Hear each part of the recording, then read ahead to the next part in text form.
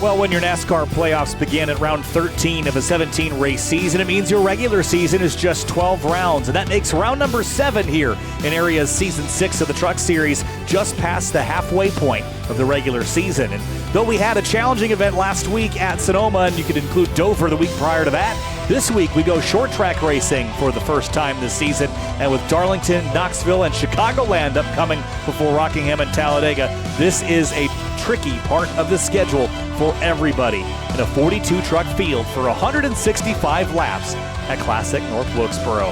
Hi, everybody. Kyle Heyer, joined by Connor Horn, and we're back on a short track tonight after a wild Cup Series race last night where Peyton Howell broke through and got his first area win. Connor, could we see another new winner tonight? I think with how chaotic it could be, we might see anything happen. I would not be very surprised. This track and this race was very, very wild last time we went here 2 seasons ago. Set the truck record for 16 yellows, only matched by Milwaukee last season. So who knows what could happen today. I've heard complaints about that corner entry is going to be very, very tough. We saw brake biases down to 40 last night. We might see brake bias as high as 87 tonight. That's how different the truck is going to feel to the Cup car. And with a 42 truck field potentially starting this race, it could be very, very wild. And another thing to note, it doesn't really matter where you start. Cameron Hearn won this race in Season 4 from the 34th starting position, which is unheard of at a track like this, but anything can happen. Yeah, I think anything can happen, and I think part of the reason for being able to win from anywhere in the field is the strategy. We saw that play out in a big way last night with when to pit. We know we're going to get a lot of yellows tonight, Connor. That is just part of the deal here. But when do you pit? When do you come down and take fuel? Do you take fuel at all in this race? Can you make it last by shutting the car off or the truck off every time under yellow? Those are all considerations that you have to have. When is that magic moment to come down pit lane? Because if you have to, then you might as well get it out of the way early and just spend the rest of the time clawing your way up as people peel off to pit. I think what you're gonna see, if you get one run longer than 20 or 30 laps, you might see drivers just pit right then and there. We had one run at the beginning of the race. I didn't pit there. Not many others did. It really comes down to if you get that run, because when you have pretty fresh tires and you're not getting laps in, you really don't need the pit, because the track position, if you're in the top 10, the track position outweighs the need for tires when you're going to be back 25th and 30th, where all the chaos is happening. So you really need to pick your battles accordingly. You got to pick when to pit properly. You cannot get yourself caught out like Ricky Springer did last night. He pit at the wrong time. He got caught up in accident after that. But that doesn't mean nothing can happen at the front, as I unfortunately found out because I caused one at the front. So anything can happen. You got to be really, really careful. Track position is the name of the game. Qualifying is underway, and to start with some track position would be nice as Sebastian Marin tentatively works his way onto the course. Jeremy Miller is on track in the number 30, and it's going to be a very busy qualifying. You get 2 flying laps here, and it's going to be a lot of fun to watch things take to the racetrack here in a moment. I realized I wasn't giving Connor his feed, so he couldn't see what I was looking at. Thank you. And now I just gave it to you. You're welcome. I'm a proper professional. Yeah, I was trying to see, I don't know where Sebastian is on the track, but we will see him, and we'll see him maybe put a lap down. He's going for 4 in a row tonight, and all different tracks too. The mile of Dover, his first one was at the 1.5 mile at Charlotte, as Miller goes across line 19.3. But, a mile track at Dover, high banked, 1.5 mile at Charlotte, now the road course at Sonoma, and this would be another versatile win if he could win at the short track here in North Wilkesboro. So he's on an absolute tear right now. Yeah, if you could show that you are able to win on a bunch of different racetracks, that will pay dividends when we get later in the season and we move into the playoffs, because our first playoff race is a short track. It's Bristol. Now, it's very different in style, even though the tracks are fairly similar in length. This is a 6/10 mile. Bristol's a 1/2 mile. But Bristol's got a lot more banking. You're carrying a lot more corner speed. And you mentioned the corner entry, Connor. Last night, that was the challenge, too. Drivers driving off into the turn, locking up their brakes, smashing into people. I mean, it is hard to get these things slowed down without a lot of banking to lean on. And you've got a gravity assist onto one end of the racetrack. And like I was talking about, the trucks are going to be completely different from the Cup cars. We had to lower the brake bias last night because the corner entry was so tight. You could not you cannot get to the bottom like you needed to because how tight it was. So everyone was running 40 brake buys, which meant it was pretty easy to lock the rear brakes up. And even still, you were probably locking up the fronts, trying to drive it hard into a corner. Tonight, the issue is that corner entry is so loose that we're seeing drivers at the max brake buys you can be, which is 84, and they might go 3% higher than that with their in-truck adjustments. We might see people running 87 brake buys tonight. So for the drivers who ran last night, unlike Patrick Moose, who did not run last night, the drivers who ran last night, it's a completely different feel and a completely different strategy with your brake buys to get around this track fast. What was it? You say 84 or 87 is the max you can do with the in-car? 84 is the max you can go, but you can go plus 3% to that. That's crazy to me that's how much front brake you would want to crank in this. And, that puts a lot more temperature into your front brakes. It puts a lot more temperature into your front tires as well. Now, the one thing we didn't see at all last night was really tire wear factoring in. It might have made the car feel bad, but it wasn't really a factor as who had new tires, who had old, because we didn't get long enough green flag runs for that really to play out. So I wonder if that will be a conversation at all tonight.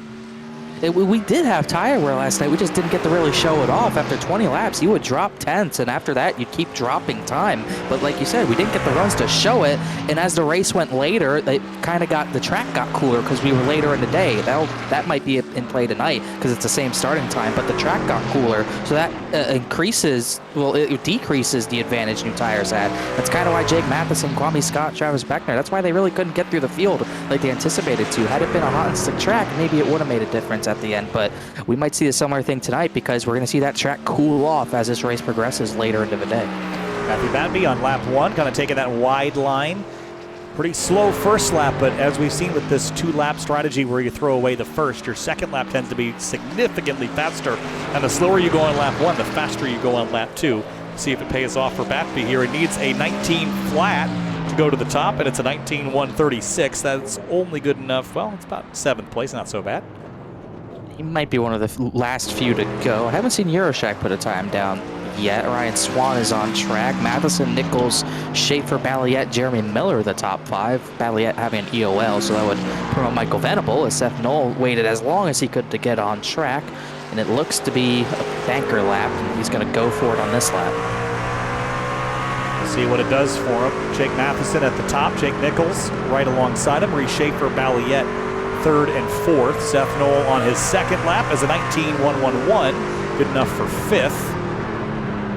And Sebastian Marin invalidated his laps. Chris Seidenfeiden will not complete them, and a few others that are not here or did not get qualifying runs, had EOLs anyway. So it puts Matheson and Nichols on the front row for 165 laps here at North Wilkesboro. Race fans, be sure to subscribe to the Area iRacing Twitch channel. As a subscriber, you'll have Area iRacing emotes to use in the chat, and you can earn double channel points that you can use to redeem for free merchandise for just $5 a month. Join today, twitch.tv/Area iRacing. Let's get a look at some of the onboards we've got here this evening, and one of them is Bryce Senesac. Had a bit of a tough night last night.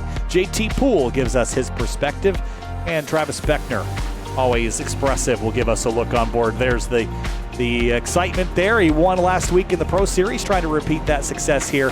He's doing the NPC Bob, and there's Ricky Springer getting a nice swig. What's he got there? What's he drinking? Didn't see. I can't tell, but it's only get closer. Kind of jealous that I don't have a cup holder on my sim rig. What? Someone else's arm. I just saw someone else behind Ricky. They waved. Daniel Day giving us a look on board, and Devin Johnson giving us his perspective. So a nice looking sim room there. Black paint on the walls. I think that's a very attractive look for the sim room. And I've got those same desk cabinets holding up my situation. And then John Hall, as always, giving us a look. I like when they're actually aware that they're on camera. That's good. Yeah. Things open. Rafe Slate, as always, he's never here when we're taking a look through the cameras. At 144p. Yeah, I think it. Oh, here he is. He's coming back. Let's see if he's going to put his VR back on. Drop back into his rig. That's very dangerous to have put it on and then sit down. What if you miss a chair? That's a good point. I hadn't thought of that. I've only used VR a couple of times. Finian had one in college, and then I used one of my buddies, and it wasn't for me. But I think when the technology gets a little closer, I think I'm all in. But all right, we won't see Rafe just yet. We'll check back in with him in a little while. Warm-up is underway. You mentioned the weather. Right now, the air temp's pretty cool. 69 degrees Fahrenheit. Track temp is 99 degrees Fahrenheit, Connor. So things are pretty nice out there, I'd say. Yeah, and that will only come down because sometimes around 4:30, so we get later in the day, it'll just get naturally cooler. That's what happened last night, and that's what will make that last pit stop really important, because if we get later in the day, like I talked about, the track cools down, that advantage for your tires will be less, so you've really got to be aware of the situation when you try to take those last set of tires, or maybe that last set of right side tires. We'll see if that strategy comes into play, but you got to be aware of what the track's doing. Well, Apollo's going to hang out with me tonight through thick and thin as we get ready for our 165-lap race here at North Wilkesboro. There he is, bud. Hey. he just spent the last 3 hours on my computer for the Full Send Sims race, and got absolutely toasty. His belly is so warm from sitting on that other computer. But let's head down to the racetrack for our Central Mobile Homes starting lineup. Looking for a smaller large home, a new shed, or a Triple Crown trailer? Look no further than Central Mobile Homes. They've been proudly serving Florida customers for 28 years with a plethora of small and large home floor plans, shed designs, and Triple Crown trailers. Available in LaBelle, Okeechobee, Clewiston, and Sebring. Head to Central Mobile Homes, Inc. to get started today. Starting lineup, front row is Jake Matheson in a Ford F-150, and it's Jake Nichols who will start alongside him in that first row, Connor. Third position's going to go to the 07 of Reese Schaefer. Alongside him, teammate Joshua Balliet. Balliet will be going to the rear. And in fifth place is Seth Knoll in the number 1. Jeremy Miller rolls off 6th, but he will have to start at the rear of the field with an AOL. Yep, Michael Venable third in points. He'll start in the 7th position. Matthew Batby, he's had some close calls. Still hasn't gotten that victory. He starts 8th tonight. 9th place, David Weishart in the number 33. Patrick Moose in the 38, starts 10th. 11th place will be the 28 of Travis Beckner, who was very aggressive last night. Trey Eitz in the 70 will start in 12th. 13th place is John Hall in the number 03 Ford F-150. Brad Slaughter Jr. starts 14th in the 81. 15th position, the 8 of Rafe Slate, who might have an EOL as well. Maybe not, but I know he did. He has a drive-through is what he's got. Well, that's going to be even tougher for a track like this, but he'll start 15th. Well, no, he got an EOL on top of that, too. Vincent Cortez starts 16th. 17th place, Ricky Springer in the number 51. JT Poole rolls off 18th in the 26. 19th position, Pacey Wygent in the 00 alongside Dean Gagliano, who got wrecked a little bit late in the going last night, if I'm not mistaken. He starts 20th. And 21st place is going to be Mason Kane in the number 31. And Cameron Hearn in the 67 rolls off 22nd. I don't think Gagliano raced last night. That's a mistake on my part. Hearn 22nd. He won the race here. Jonathan Evans starts 23rd. He has to win at Daytona, but he's 19th in points. He's got to get it going. Danny Ware starts 24th. 25th place is Eric Weiland in the number 21, and Garrett Grant rolls off in 26th, but an EOL for him will take him to the rear. 27th position will be the 83 of James Shanewoolf. 2 Silverados on this row. Shanewoolf alongside Daniel Day, who we have an onboard with in 28th. 29th place, Casey Lakatos in the number 50. Bryce Senesac rolls off 30th in the 09. We've got an onboard with him as well. Sean Peachin in the number 69 starts 31st. Tyler Hallman in the 62 starts 32nd. Ryan Swan, 33rd. Devin Johnson, 34th. And Jeremy Brown, Lucas Stryer, Gary Waterworth, Sebastian Marin, Connor Urashak, Julian Valadez, Justin Asogak, and Chris Seidenfeld will bring up the rear of the field. We get one more pace lap here. Connor, pick me a winner tonight. Who gets it done? Goodness, it's almost random draw because, like we said, Hearn won from 34th position, so I think anything can happen, and I think history will happen. I think Sebastian Mayer is going to go 4 in a row. All right, well, let's see. I'm going to take a look at the front runners here. A driver I think had a really nice run last night that is starting in 3rd. I'm going to roll with the Reese Schaefer truck, the 07, who starts in 3rd. Area Truck Series action from North Wilkesboro. If this race goes green from flag to flag, that's funny, but it would be 53 minutes from flag to flag. It'll likely be more like 90 as we get the 1 to green this time through. Have one last look at the weather information. Track temp is falling, as you pointed out. Ambient is 69, track temp 94. That will fall even further. We get set to go racing tonight. Jake Nichols leads points over Marin, Venable, Batby, and Schaefer. We'll see who leads after tonight. Will we see a shakeup past the halfway point of our regular season? Over-under on 10 yellows? I'll take the over any day on that. I hope not, but yeah, I do too. Here we go. Coming to the green, 165 laps. Area Truck Series Race 7 of Season 6 we're underway.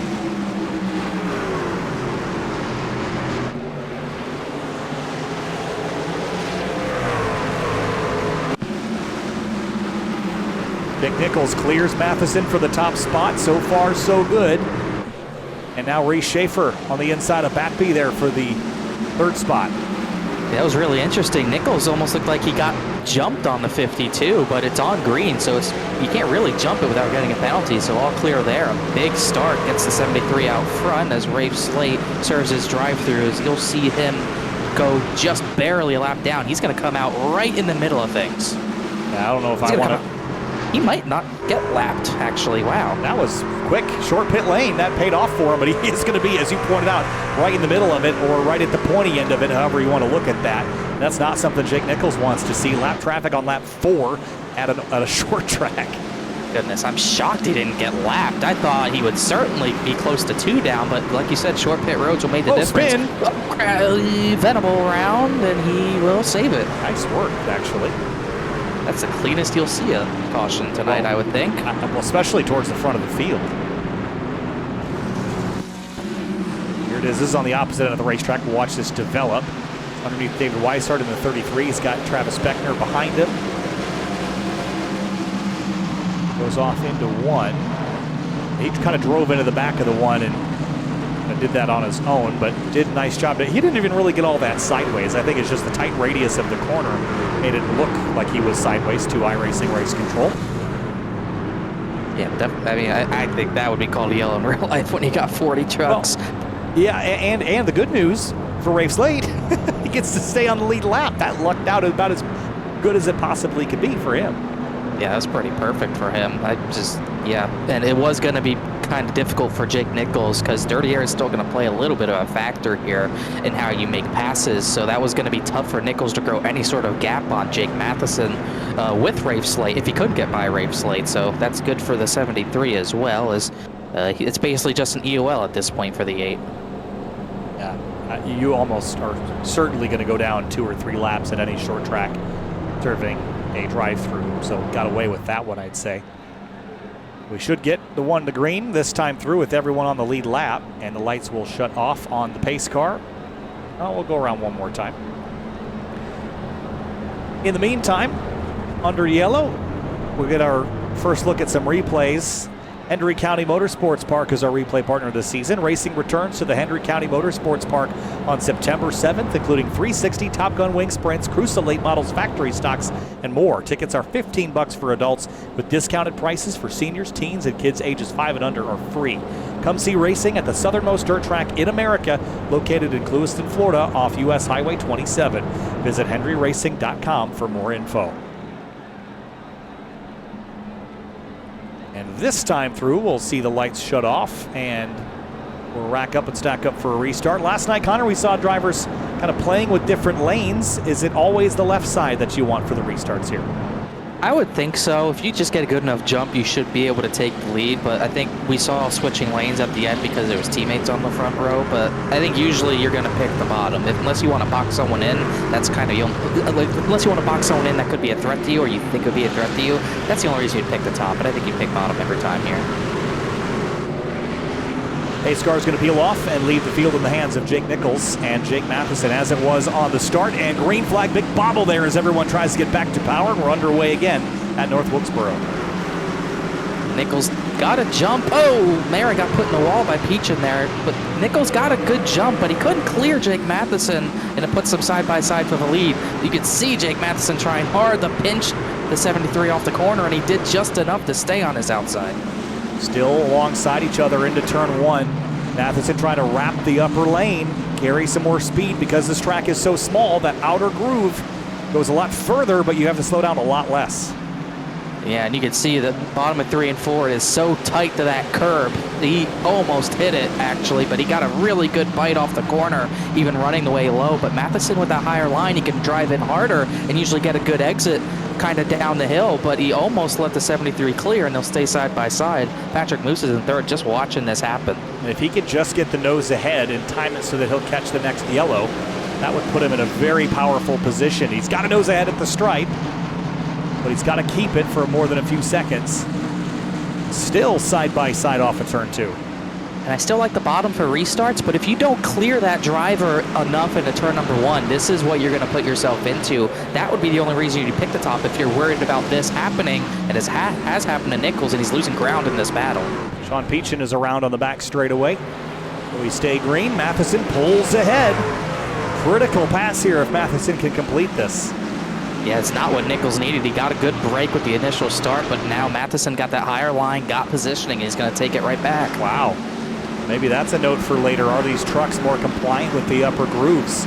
Is that something that you would ask for later in the run, later in the night? Little contact there with the 2 of Gary Waterworth and the 8 of Ray Slade, who's up to 33rd and 3 wide out of turn 2. A lot of the crashes last night were drivers not realizing they were 3 abreast, Connor.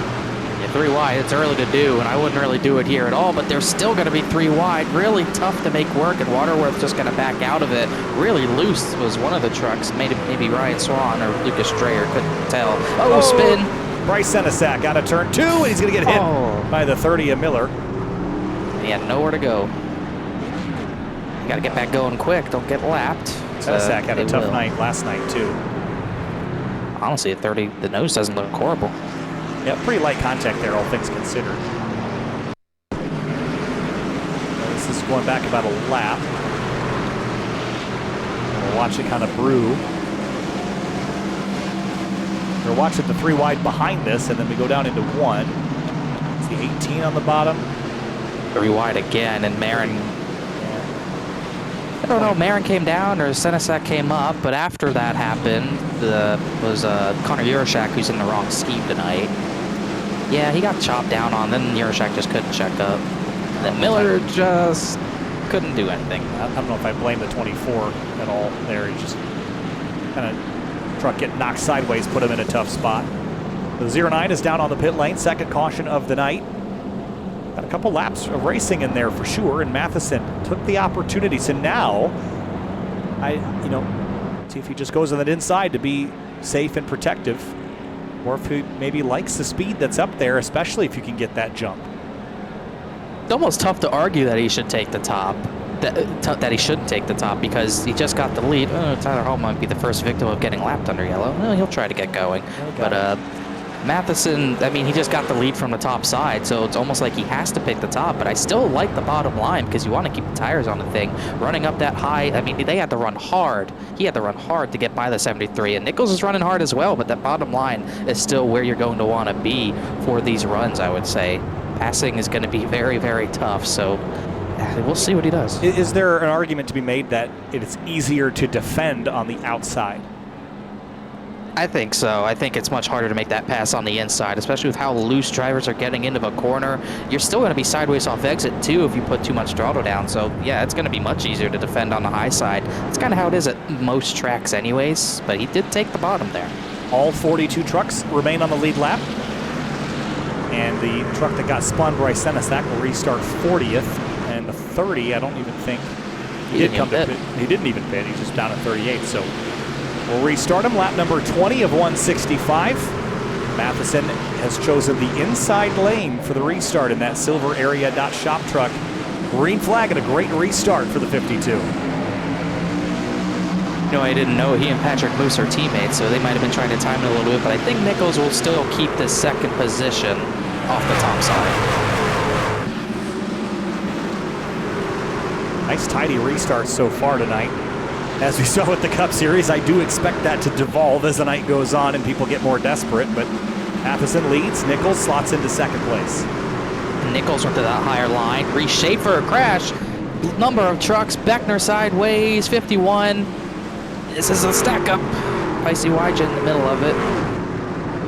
Yep. Yellow came out. I don't even know where. They just wrecked under caution. Oh, gosh. Cameron Hearn wrecked. Turn number 3, they wrecked.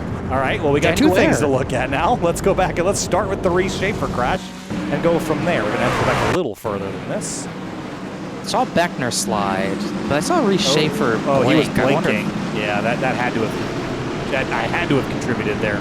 Well, I know Weishart didn't blink. Maybe we could see if that it influenced if we see it at 33. Just that maybe things stacked up because of it, because he is behind Schaefer. I can't see how that wasn't incredibly distracting. See, yeah, he checks up, and that's what causes it. And then they get in and crash. YJ got some, I think 18 got some, but that was relatively, still solid. And then Beckner and Hearn hit. And then Danny Ware got put in the wall because of it. So what happened here? So Beckner's in the grass, comes back up on the racetrack, tags the 67, and sends him into the wall. I don't see how that's weird. Not a penalty for the 28, you would think, right? I would guess. I mean, I think the 30 got some. I don't know. Well, it's like the 67 was down the track too. It's almost like did he not know he was there? Well, he does come down a little. Well, yeah, but there's a truck in the grass. You would think that truck in the grass would have to yield. But again, this is my road racing background coming out. But I would consider that an unsafe rejoin, right? It's just really weird. I would think. I mean, it's definitely. It's funny because he rejoins and nothing contact happens. I mean, he's on track here. And he tries to turn left. I don't know. That's tough. And poor Danny Ware had nothing to do with it. He got the worst of it, honestly. Yeah, he's out. That's really a shame. Engine's destroyed. Hearn is out too, so both of them got totaled in that. Yeah, I almost wonder, does the spotter call vehicles if they're not on the racetrack? I feel like they should. You would think, but maybe they don't, because it's almost like Cameron Hearn had no idea he was there. But again, I don't know if I blame Hearn, right? Like, he's not looking at his, like for Beckner's behind it, he can see it all. So very weird for sure. That's how I describe that. So we're gonna get the 1 to green, I think this time or next time by. We've got a couple trucks a lap down, so it'll be, it's this time. So Jake Matheson is gonna now choose the outside lane, so trying something different, Connor. Patrick Moose is in 4th, so I still think this correlates with those teammates trying to work together. And this is where it's going to be dangerous for Jake Nichols, because if Moose gets enough of a jump to get the 73's right rear, he could be going backwards another spot.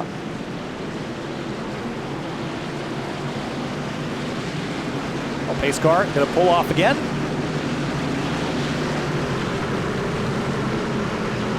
No one was ruled at fault for the net code or the blinking incident as we go back underway, lap 27, and Matheson immediately clears. And now Patrick Moose has that overlap that you were talking about. Can he keep it? And Nichols tried to wrap way low, and he actually got a good run through the center, but Moose still gets that run off the top side. So not really what we saw last night. It was a little harder to move forward on the outside than it was the inside, but I think that top line is going to be the place to be when you're in a side-by-side battle, as Nichols is once again in a tough spot, and he's got a number of drivers lined up behind Patrick Moose too. Whoa, Slaughter had a big wiggle off of 2, the 3 wide with Cortez in there, but they saved it. Let's check up on the bottom there, Venable. See a couple of the Hendrick County trucks. Big wiggle for, I think that was Vincent Cortez in the 23. And he's going to chase the 81 up the hill. And this is going to create another stack up that's going to accordion backwards. Yeah, for sure will here, as Nichols actually did get back to 2nd, so Moose couldn't capitalize as he's on the bumper of Jake Matheson. But this 2x2, this is what you want to see at 1.5 miles with good action. I don't want to see this at North Wilkesboro, but you almost have no choice with the way the starts are, as Cortez is clear of Slaughter, and this is a huge stack up. Yeah, you almost feel like it's just never going to settle in, so why would I concede, right? I mean, what we saw in the Cup race last night, there was a couple of, well, there you go. Ryan Swan. So that's what I mean. Like, right? Like, why would I tuck in line and not just fight for it if I know someone else is going to wreck? So this is all the way back here for like 40th, 37th, I believe. And he just got out. Yeah, I thought Wygen got into him, but he didn't. It was just a 360, maybe like a, I don't know, 430, if you want to be technical, but harmless.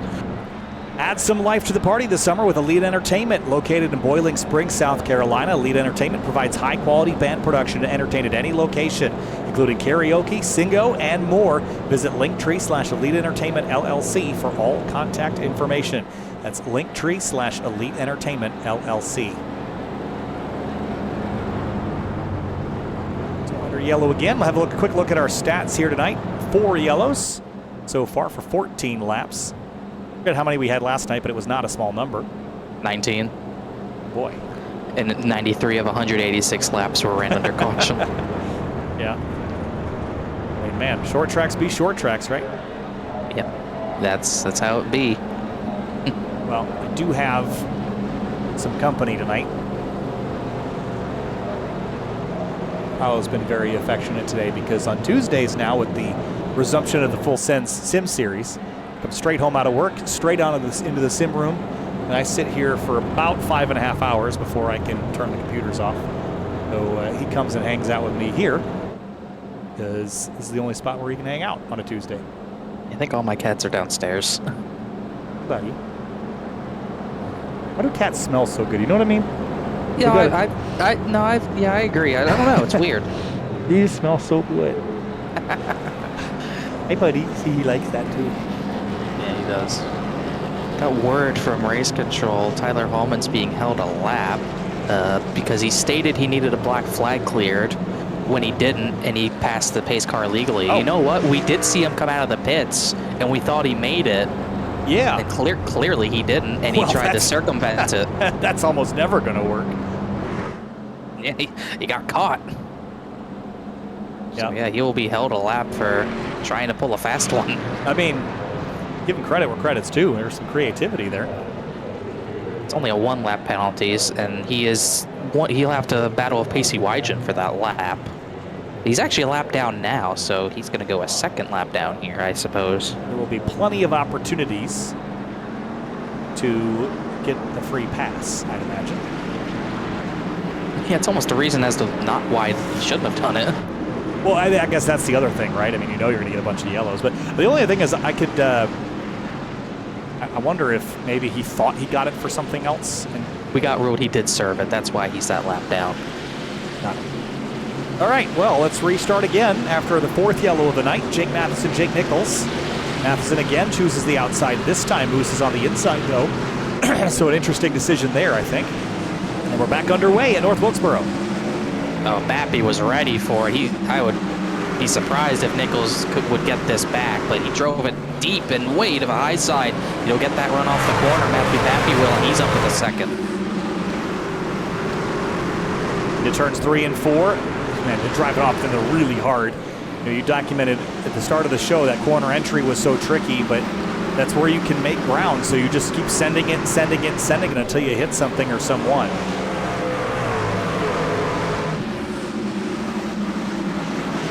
Like the front 3 to 4 usually get single file right away, but everyone else is in a almost constant battle. We're 2 wide from the battle for 4th, all the way back to the battle for 15th position. So that's just how tight this track is. It's hard to get spread out. That's why you have these yellows, because you don't really get the time to spread out before something happens or someone makes a mistake. On to the front straightaway there's JT Poole in the 26. The bottom of the racetrack trying to make some ground, and a couple trucks, you know, I think that's Connor Yershak trying to go higher and higher up on the racetrack. You got to go where everyone is not. Oh, boy. Oh, he saved it. He got the boot from Daniel Day. And he's still trying to keep it out of the way, and it somehow was able to. Got a boot from the 61 truck. I don't know how he hung on to that. Nicely done. Not out of the woods yet. The rears are lit up, and he's going to be fighting that the entire run almost, certainly. It's tough to gather things up with everyone behind you like that, so we'll give him credit where credit's due. Jonathan Evans in the number 9 back here. Not been his night, has it? It started 23rd, and he hasn't made a lot of progress in this time. This is what I get worried about. Mason Kane, to see the opportunity to get up alongside Joshua Balliet, but last night, one of the biggest contributing factors to accidents was having a nose up on someone's outside exiting a corner when there just isn't enough space and there's not enough time for people to react to getting that spotter message. Yeah, it's really, really tough to gauge when they're actually going to go for that move. And we saw a lot of 3 wide go wrong because of that as well. So all these drivers got to be very, very careful. And talking about Evans, ever since that win at Daytona, he just hasn't gotten thing going. If he can be top 20 in points, it's a guaranteed into the chase. But he's only 19th, and this is not where he needs to be running. 7 of Balliet, middle 3 wide again. With Sebastian Marin, your pick to win this race. He's moved forward up to 15th place, kept his nose fairly clean, I'd say, other than a little contact we had earlier, but I think he was on the receiving end of that. slid up right in front of Balliet just to get that leverage on the outside. John Hall is following him through as well, so both of them trying to get 15th and 16th. Balliet just still going to fight it off. You can see how hard he's pinching to try to make that work. Everyone's pinching hard. You're not giving room in turn 3 and 4 because the higher you go, it's not the better you run. It's not really like that, so you're going to be trying to pinch down to the bottom. It's kind of what causes the action. Get a spin. I think is that Mason Kane? No, Lucas Strayer. He's kept it on the apron, and he's back on the racetrack. Nice work there. Kind of the same thing we saw the 69 do. Anything that keeps us green and just gets laps, because the more laps you run, obviously the more things wear out, but they click off quick here. So you can get some good racing in a 10, 15, 20 lap run as Joshua Balliet goes to the outside of John Hall in the 0-3.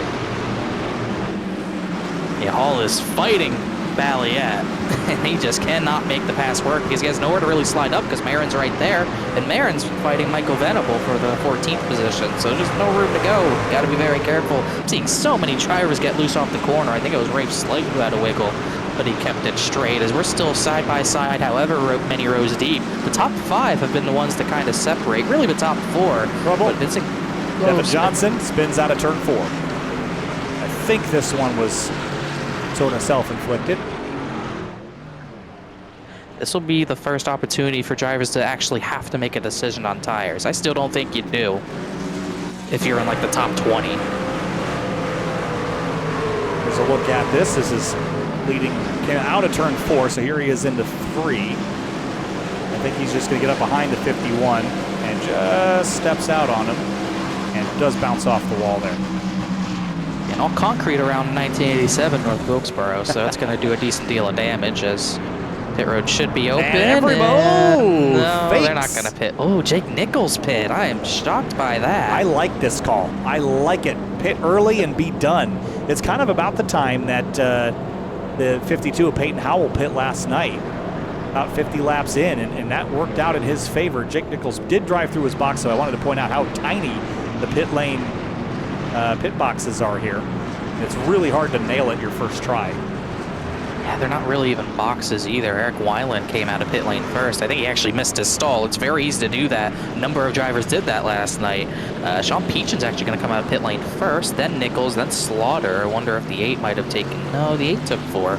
So he's all good. Jonathan Evans took 2. I think he's the only one other than Brown. I think Anna Sogak took fuel only. So it's still a decent bit. Valadez is going to come in after, and a few other, at least 2 others did, so might be split on strategy. Yeah, so here's a look left side. The ones that have pit have either a 1 or a 2. The ones that have not have a 0, and so it's roughly the top 12, and then everybody else. I'm just surprised. I didn't think that was long enough of a run to really draw that many trucks in, but clearly that did make... I don't know, Connor. I think this is it. I think you pit and you're done tonight. I think that strategy seemed to work last night. I know there's going to be more tire wear. The truck's going to drive like crap, but we're not getting long enough runs to where I think that'll matter all that much. If you can be up front and get a good restart, I think it works better if you're up front. But, you know, I just think you just would so much rather let everyone else pit out of your way and then just assume the lead and go from there. Yeah, I like the track position a lot here because you get away from the majority of the issues. That's true. The only thing I'm worried about with Nichols and everyone else, Slaughter, Venable, Hall, Kane, and Vincent Cortez in there as well. It's the only thing I'm worried about is you're going to be in a hornet's nest, and it's very easy to have your race ruined by getting caught up in a mess somewhere back there. It's exactly what happened to Ricky Springer last night. It did not happen to Peyton Howell. That's kind of the risk versus reward. You might win a race like this, but you could also ruin your race doing this. That's a good point, but the counterpoint to that is, well, you're just going to insert yourself into traffic later when you pit, and it's going to get crazier later. I'd rather pit now and try to dodge things at lap 54 than try to dodge things in 20th at lap 150, right? So there's an ebb and flow and just, you know, consequences for every decision. We will see what other decisions get made tonight. Jake Matheson again elects for the outside of a bunch of those Hendry County trucks up there. Travis Beckner, Matthew Batby. Lap 54, green flag. We're back underway again. We'll see if Matheson gets any sort of gap this time because he doesn't have Nichols breathing down his neck, but Babby will still try to keep second. Beckner's going to look to be outside. He got to be outside for that position as 2x2 into turn number 3 everywhere. Even some 3 wide. Slaughter over the curb. Garrett Grant stuck in the middle because of it. Tricky This stuff is the here. danger zone. Yeah, this is kind of the hornet's nest between 20th and 40th. Really the last half of the field is where things really get interesting. Garrett Grant has a lot of stuff happening around him. Vincent Cortez in the 23 to the bottom. 8 of Rafe Slade. My goodness, they are almost 4 wide where Jake Nichols is up ahead. That was really tight getting around Ryan Swan. They almost forced it 4 wide as Nichols and Slaughter are trying to make up time. Oh boy. John Hall at the bottom there. That's a tough line to hold down there in turn 3 to push Ryan Swan up the hill. Yeah, Swan's in trouble. He is fading hard right now. He finally got to the bottom, but he is incredibly out of line sideways because of it. And Shane Wolf's going to get checked up because of it. Looks like another driver had issues. That was Lakatos who slowed up. Now Hall's 3 wide middle, excuse me, as they're pretty orderly at least through the top 3. Yeah, they haven't had trouble establishing order up at the pointy end. It's really been everywhere else. And how much of the racetrack they're using in 1 and 2. Oh, Gary Waterworth out of turn 2. Oh, they all saved it somehow, and there was a lot of drivers like Cortez who got checked up big time. I don't know how that wasn't a yellow, but they kept it at least straight enough. Straight enough will do. Jake Matheson trying to pull away and establish a bit of a gap while everyone else still fights for position. Venable bobbing and weaving that rear end on that 95 truck. It's probably just trying to follow the 73 through, and it's working for the time being. I think the 73 maybe restarted out in 20th. He's looking for 11th right now around the outside of Sebastian Merritt.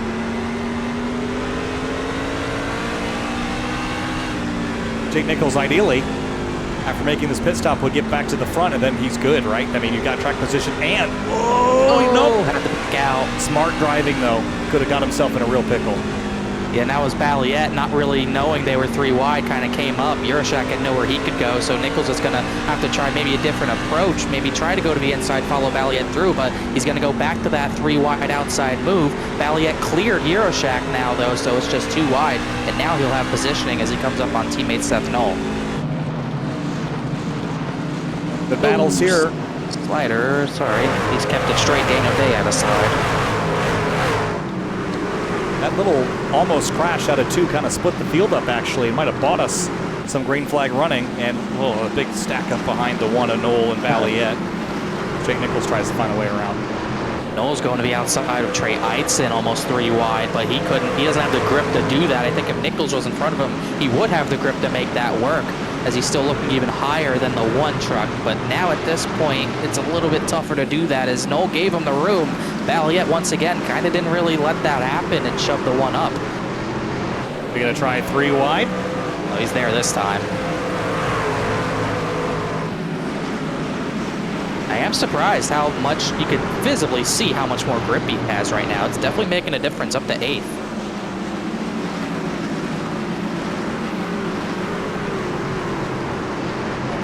Who's rim riding that up there? That's JT Poole finding the limit all the way on the outside of the racetrack in 1 and 2, but then back down to the bottom in 3 and 4.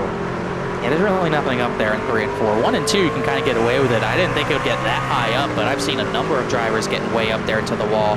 Venable's way up there this lap as well, and he's trying to work around Trey Eitzen. Still trying to follow Nichols through. It's worked so far, but Nichols, he's now switched to the inside, looking to get by JT Poole, and Poole's going to pinch that down like you have to, but you can see he's just got a lot more drive off. Connor Yurashak in the 12, and then Kane, Springer, Miller. But Jeremy rebounding. Oh, Kane! Big slide to the center of 1 and 2, and he had to give it up.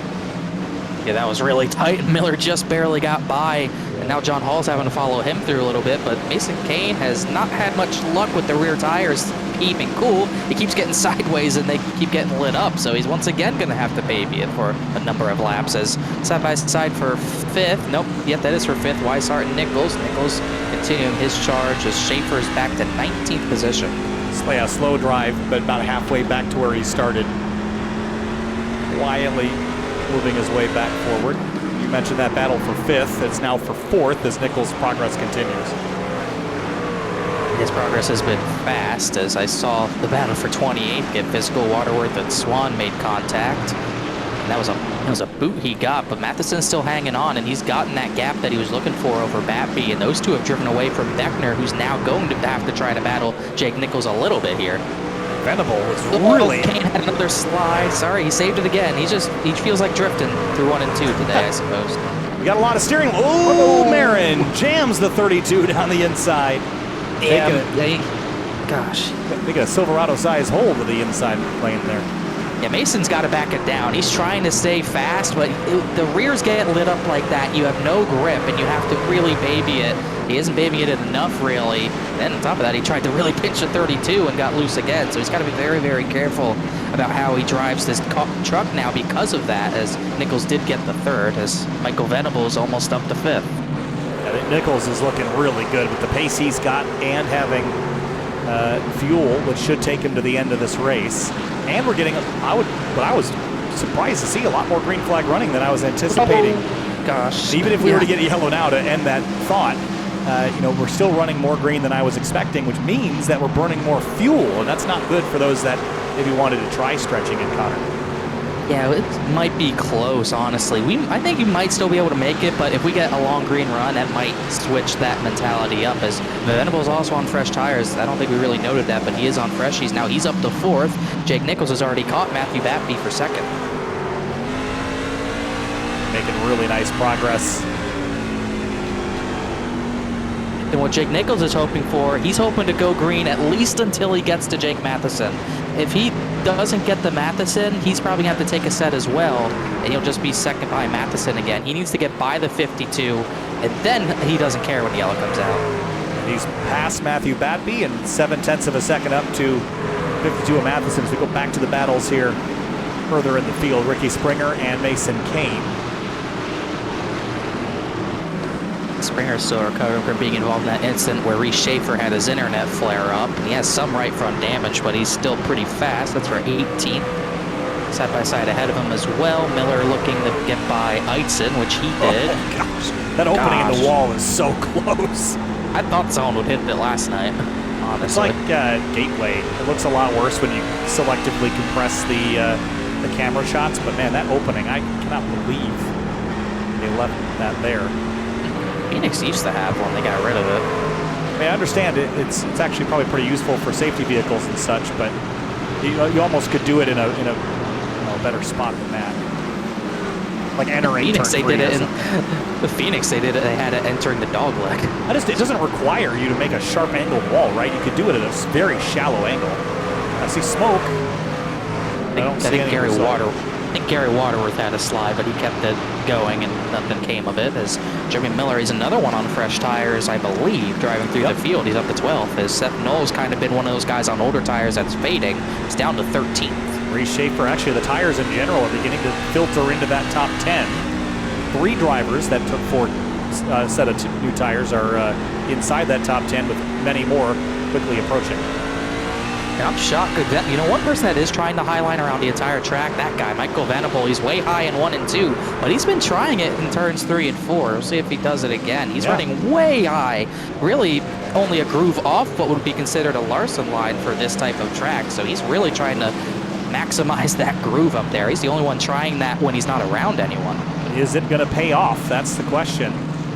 In lap time, 19.9 last time around, and that was about even with Jake Matheson leading this race, so I don't think it's slowing him down any. I think that dirtier air has slowed down Nichols a little bit. I still think he's faster. He's still faster per lap, but it's only by hundredths, not tenths of a second like it probably was. Well, here's the gain leaving the corner. You see it littler than the confidence on entry. Look at all that gain. Closes it down to just under 0.2 of a second. I don't know if he has enough tire advantage to get to his downside like he was doing with everyone else. That's going to be the tough part of making this pass. If he gets to be inside of Matheson, he's going to get pinched off really hard. Matheson's going to try hard to keep that track position. He's going to try to go to the right rear, though. Yeah, I mean, he's got almost 40 laps on these tires already. That's how much we've gone since this yellow. So, you imagine the good on those tires gets used up pretty quick, and they start to even out. So he's got to take advantage of it. He clips the grass on the inside with the left front tire as he encroaches on the 52 for the lead. You can see Matheson take a much earlier entry to the bottom of the corner, shutting off any possible dive bomb from the 73, but now Nichols is there. He got a good run off the corner. He'll go to the inside. Matheson not pinching in 1 and 2. He's going to get this huge run off the corner going that high up and re-clear for 73, so that's what's going to make it tough. I think the next time Matheson tries that move, he has to go up with Jake Matheson and crowd him up the track so he can't get as good of a run compared to him. That was a really nice defense there by the 52. He read that very well. Oh, crash. David Weishart, it's the 33, and where he's on the front stretch, that ends a roughly 40-lap run with just about 80 laps to go. And I can imagine Jake Nichols, that is not what he wanted, because now you probably have to take a set of tires here, and Matheson will obviously have to do the same. So this, I would think, would put everyone on the same strategy again, as we will see if anyone tries to pull a fast one and stay out. Didn't bookmark that. I had meant to. Here's what happened. Might have been the lap preceding. The leaders, everyone has pit, so no drama there. Everyone's taking their tires. We'll see if we take 2, but I don't think so. Yeah, just looped it on his own. And actually exactly what Devin Johnson did. He got on the brakes much earlier and kind of lessened the blow. So most people pit. Look at this pit lane. This is just pandemonium. Especially when you got shared stalls as well. That's another reason it's hard to find your stall when you're sharing with another driver, as most people are. Anna Sogak, Peachin, Swan, a few others have stayed out. Matheson's first off pit lane. Matthew Bappy got the second position, I think, from Jake Nichols, so that's a key part of that as well. Yeah, this really worked out for Jake Matheson, I think, because he's able to defend, get back on equal footing with the 73, who was going to pass him at some point, even though it was looking hard. But now they're back on equal footing, and he still will have the advantage, provided Sean Peachin will let him back by. He might not. 38 laps, old tires, but without the massive fall off that we would typically see, I'm not going to say it wouldn't work out.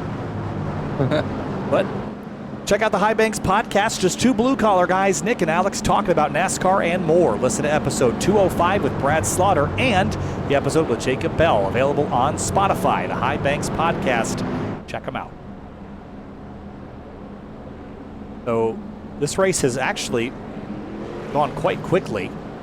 But now, as we approach the last 75 laps, which is going to be next time by Connor, I would expect the aggression level to jump up about 6 notches from the previous restarts. Yeah, I bet a lot of people are upset that that half spoon was a yellow, because it might provide chaos as we're past the halfway point by double-digit laps now. Or no, not quite yet double digits, but we're pretty much at the halfway point. So that very well could be the final pit stop if we don't get that type of run again. And that's kind of interesting to see why Sean Peachin didn't pit. But this has jumbled up the order a little bit. James Shainwolf showed him like 8th. I'd wonder if he took 2 tires. Couldn't really see who did what there, but majority went with 4. So I can tell you, because I'm looking at a column that effectively tells me, based on their times in pit lane, everybody took 4 tires except for Lucas Strayer, who took 2. He's down in 33rd. I don't know that it's consequential at all, but everybody is on the same footing as far as tire grip now. Yeah, so Shane Wolf had just been driving through the field to be at that point, so he's got a good run going for the 83 truck. But the bottom line is going to have to be very, very careful with Peachin. Bottom line is that there's under 75 laps to go, and it's game on. The Area Truck Series back in North Wilkesboro. Green flag, and Peachin doesn't go. There comes Batby down the inside, and I thought it wouldn't be this obvious, but oh, there's trouble behind. 3 wide in the fence. Patrick Moose and Shane Wolf got turned by Brad Slaughter in front of the field. Look out, Jonathan Evans piled in. And Peachin's in it. Man. Jeremy Miller, another one. Those maybe okay for him. But that was separate from what we saw with the 83 and 81. That must have been something separate up ahead. Here's a look at it on the restart. Watch the 83. And there's the 7. So they get kind of crossed up here with Moose. Moose kind of jumped up there. Oh, I just had my ATVO crash on me, I think, so bear with me. Well, Slaughter got turned.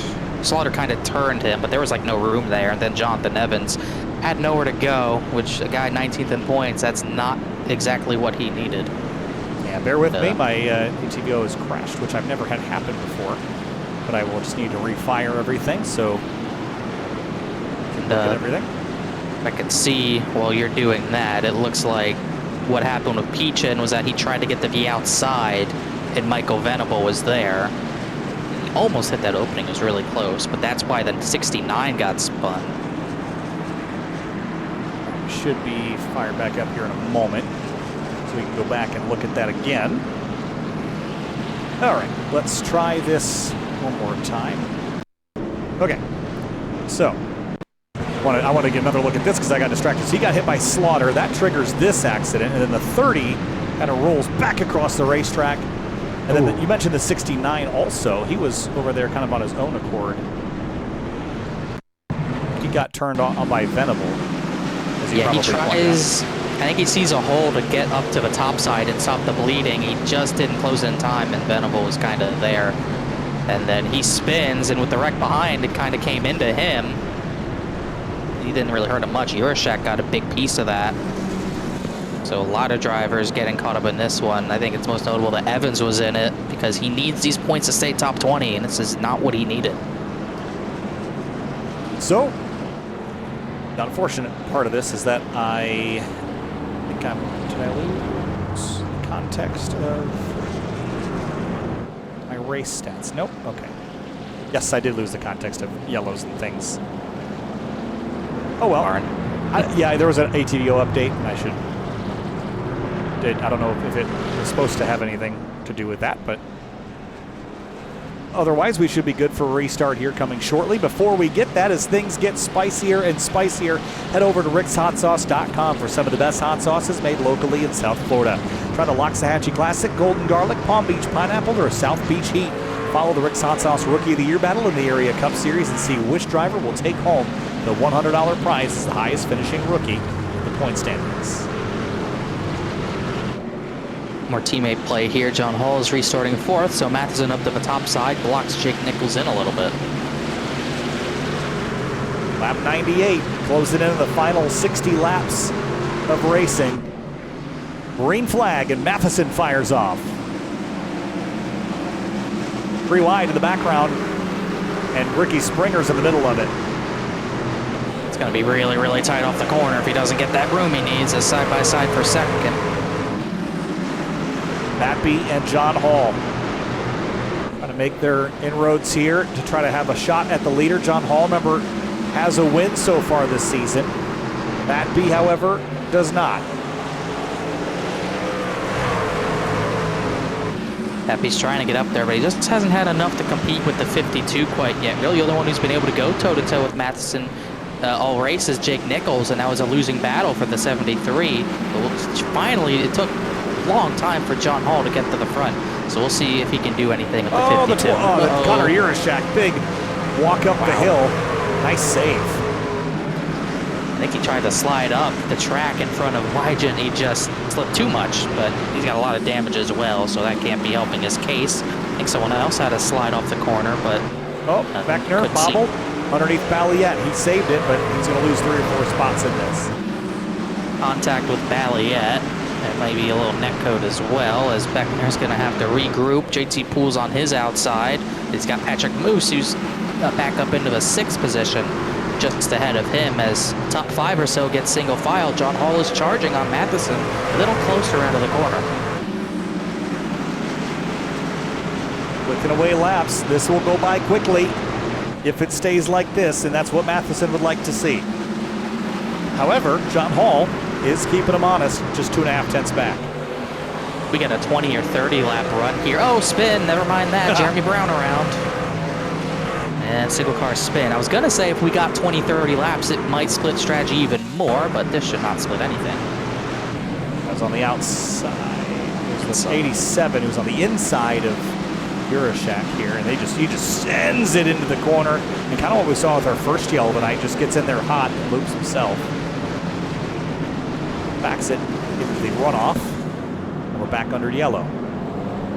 But we are down to the final 60 laps of this race, and it will go by quickly, yellows or not, Connor. So strategy, you're kind of running out of opportunities here, so you gotta think about it. I mean, if we don't get one run of at least 20 to 30 laps, you're not pitting again. We need to get some sort of longer run for anyone to consider even taking 2 tires, let alone 4. I think most drivers are, most pit crews have been sent home. They've been sent to Darlington already. I don't know how they got out of the track. There's no tunnel. Is there a tunnel? Nope, I don't think there's a tunnel for cars, no. There's definitely not, because remember this year there was a whole thing about... Yeah, it flooded. Well, it flooded and... whoa! What is Devin Johnson. Here? Oh, look out, Jeremy Miller. What in the world? He's not even going. I think now he's just waiting because... Well, then now, in the world? He's catching the field. You know what? He had the engine off. Yeah, I know what happened. Listen to this.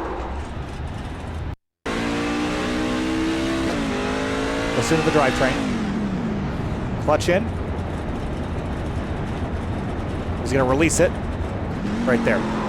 So I don't mean to pick on Devin by any stretch, but this is something that if you drive a road car around a lot that's a manual, you generally won't, like if you're making a corner, you never would turn a corner with your clutch in, because when you add power leaving the corner, you have to release the clutch, and it sends a drivetrain shock through. So you can get away with that if you rev match it, but he just let the clutch out, and the drivetrain shock is what spun him out. So yeah, that's just one of those tough things that, again, maybe he does drive a stick in real life, and I'm just picking on him, but it's something I've done a couple times by accident in my FRS, and I will not do that again. That's when heel toe downshifting gets useful on the street, so that you don't have to make corners with your clutch in, because you're trying to get in a, like you're in 4th gear and you need to be on 2nd, and then on the side street or whatever, and you just go down to 3, go down to 2, and then make your turn versus turn with the clutch in and let it out. Yeah, so that will be something he doesn't do again, I would think. Well, yeah, a mistake like that you usually just do once.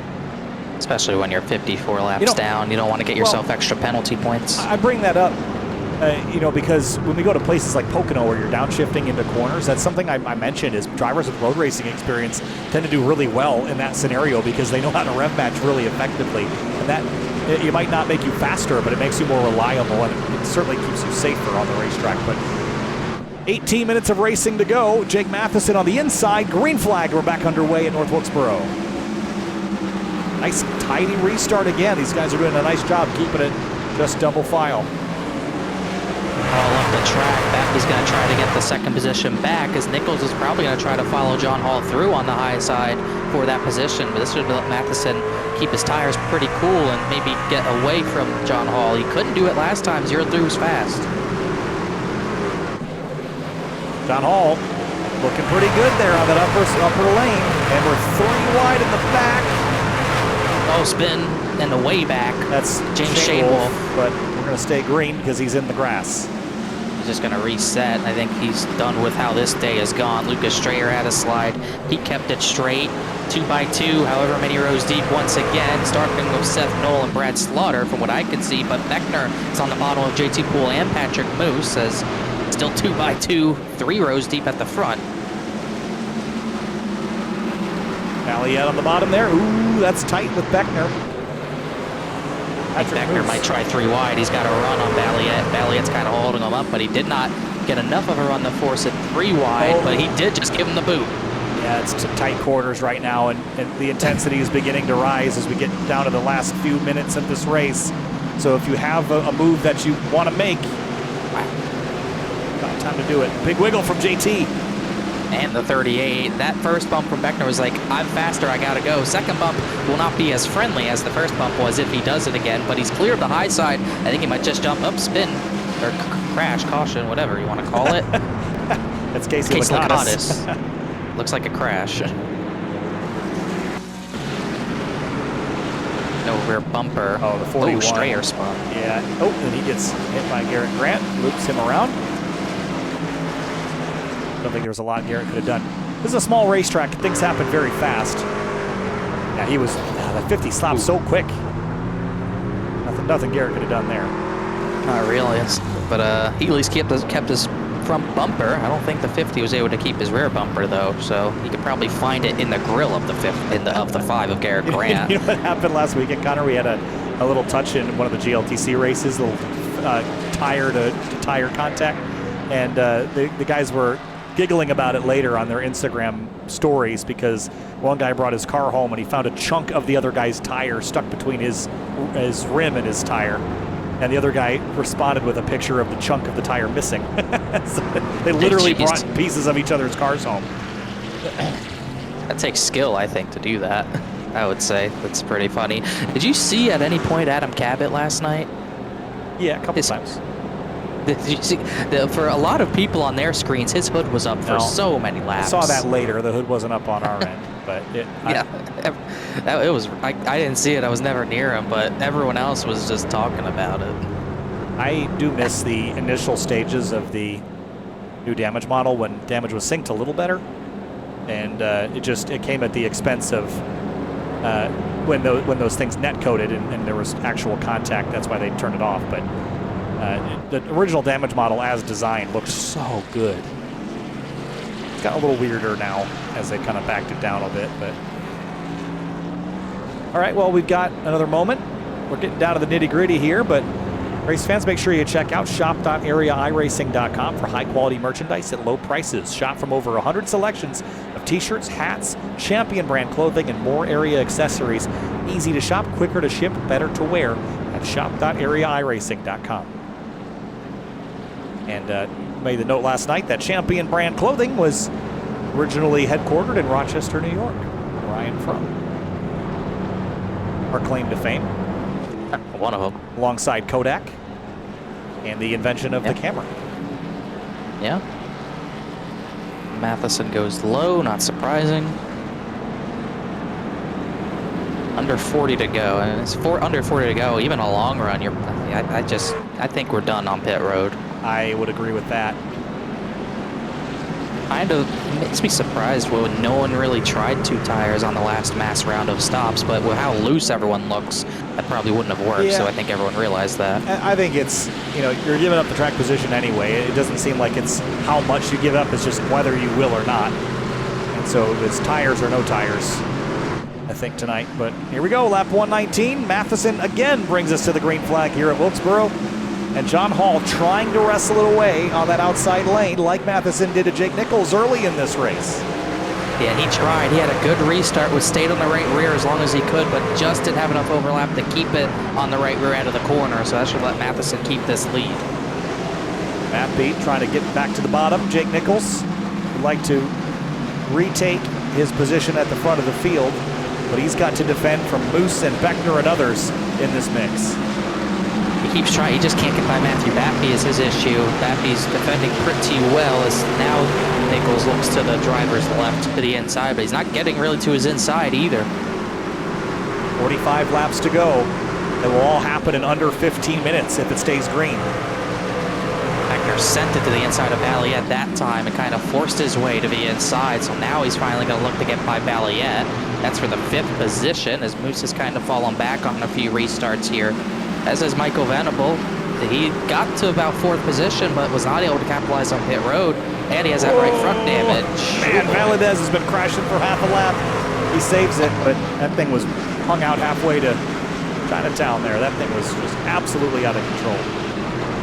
Not be surprised if he does it again. Oh, Weishart very sideways off of 4. He's going to drop 5 or 6 positions on the bottom side. He's still sideways himself, 3 wide with Marin. Yeah, what happened to Marin? He was a late pit stop, right? Because he was making progress. He might have gotten lapped on pit road. I'm not quite sure. But either way, he's lead lap and having to move back through the field like he did earlier in the race from his EOL. Our picks are 14th and 15th right now with just over 40 laps to go. So they both got work to do as Weishart and Valadez going to squeeze each other here into 3. There's 3 wide at the back with Miller, Strayer, and and a Sogak. Weishart is a part of that as well. They're battling, and John Hall just can't get to Matheson yet to make any sort of move.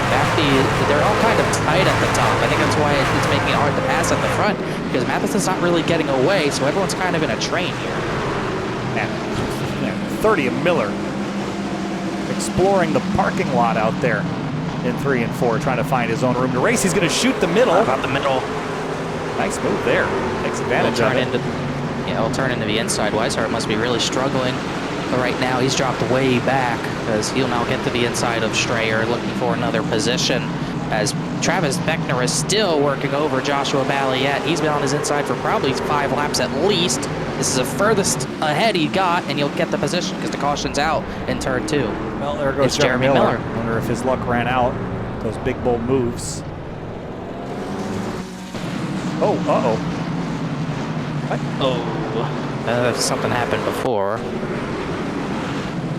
Saw him battling with Strayer. We just cut away. I guess sorry for mentioning the battle for 5th. He's going to track out. Strayer gets a little loose, knocks him sideways. He tags the 88, spins himself. Oh, we got a spin under yellow. Vincent Cortez down the back.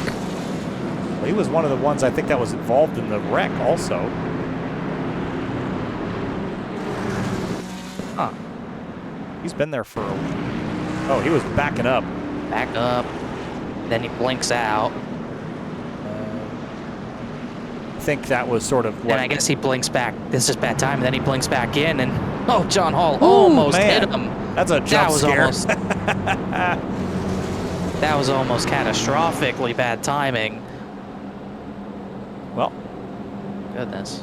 Tried to pull the Kyle Busch there and reverse up into...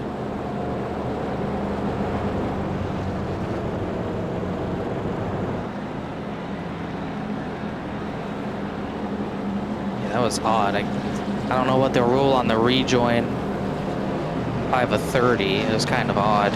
They were kind of 4 wide once it came down the track, so it's kind of wreck insurance.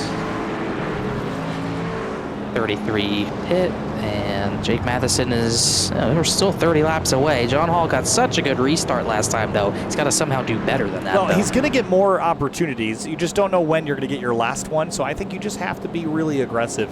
And if it means kind of putting it on the line, it's almost worth it, because as long as you don't completely wipe out, you're going to get another shot.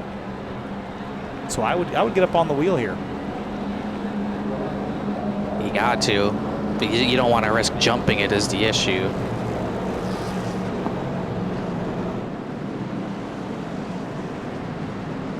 At this point, I would pull up a graphic that shows how many yellows we've had, but because I had the memory wiped. What are we at without? What are we without the first half? 4. My cat just hit the button on the stream deck. In case you forgot the channel. Yeah. My cat I'm going to guess we're at like 11. The stream deck is right next to where the cat is sitting. So he is about had it with me tonight. You don't have an end stream button he can hit, do you? No, I think hi. I mean, how can you fight? How can you argue with this? But you are in my way, so we gotta. All right, coming to the restart here. Okay. And we are just over 30 laps to go, and things will happen in a hurry here. So pull your belts tight one more time. We're going racing here in the Area Truck Series. Round 7. Green flag, and wow, Matheson almost pulled up into the outside lane. Got a good arc into turn 1. Ooh, we're almost 4 wide in turn number 1. No way, no way. 10th position. Can't believe they're going to make it out of that. We'll see if we make it through the next side of the corner. Seth Knowles having to recover. Don't know why he's that far back. I thought he was higher up. Miller's still trying to recover for something, even after the last incident. This is a 3x3 at, what, the 3/4 mile or less track? It's less than 3/4. Oh, 6/10. Patrick Moose. And right in front of the Schaefer. field. Seth Knoll got caught up in it. Oh, we're still crashing. Goodness. That was another half lap from the front. That was from 7th where Moose was running. Well, let's kind of go back a little further to pick up the start of it. So Moose is on the inside of the Balliet car, and then Day, Schaefer, then Knoll there, and then Miller into Lakatos, and then Slaughter. It's folded in there like a jackknifing truck. But yeah, that was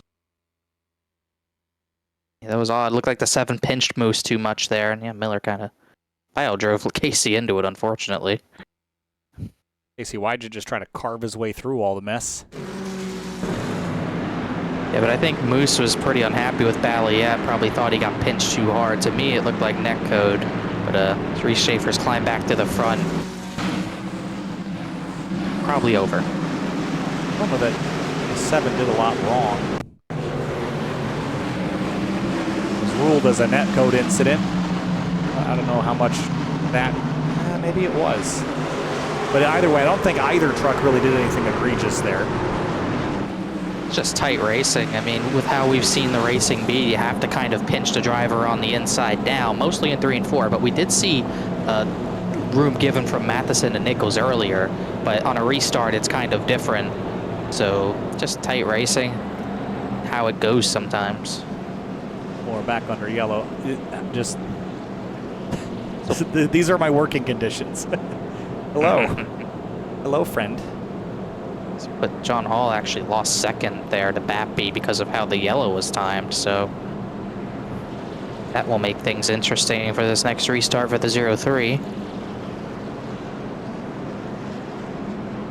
Oh, big yawn. Okay. Ow, ow. Yeah, he's done. What's now he's gotten aggressive. Now he's gotten aggressive. What's all that? He's done. He's done. What's all that, bud? What's all that? Sitting actually on my keyboard.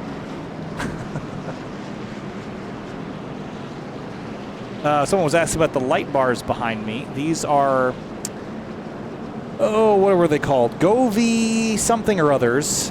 I can't remember the name of the model, but they're from Govee, and they're pretty neat. I do have them set up on the stream deck to change colors. I think the only regret I have is that there's another model of these that will work properly, like another upscale model that'll work with Razer Synapse, which means that you could control the lights by iRacing's flags through SimHub, which I was hoping to set up, but I cannot set it up that way, at least with this particular model. If you're looking to do something like that, make sure it's got the Synapse branding on the box. If you got a Micro Center near you, that's a place where you can find those. Not sponsored, but they are cool. And pace car is off as we get to just about 25 laps to go. Matheson again fires off as we race to the end of North Wilkesboro here. Now Bappy with positioning on the outside. We'll see if he can keep the second position from the 0-3 of John Hall. Nichols is still trying to keep Travis Beckner behind him, but he might try to follow John Hall, or he might try to follow Bappy through on the outside, but E9 kind of washed up out of the corner 2x2 for a long ways back. 3 wide with Miller, Weiland, and Valadez. Tough squeeze in here. He's in the middle of a lot tonight. We haven't really talked about Eric Weiland a lot. No, he's been quietly lurking. At the very back of the field. He had a spin earlier that was kind of on his own. I wonder if this is similar, and the answer to that is yes. Yeah, just a lot of damage too. The rear bumper, when it gets like that, you get really, really loose as well when it gets damaged in any way. Definitely could be a product of it. We'll get a restart inside 20 laps to go. Yeah, now all bets are off. You need to have your track position now. If you didn't have it, well, you might as well get up on the wheel and be one of the cautions, because you're not going to get a lot of opportunities, I don't think, to finish under green here. All right, now the cat's in the lap. That's better. He's really shedding a lot, too. This is Apollo, if no one's met him before. Yes. Look at the teeth. Look at the teeth. So much fur. Hey, buddy. Apollo is a little upset because I was gone for 4 days.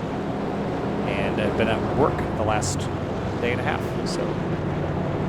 We'll come back to how much can Apollo shed. Yep. The problem is it like hangs out on the microphone and then gets on my nose. Anyways,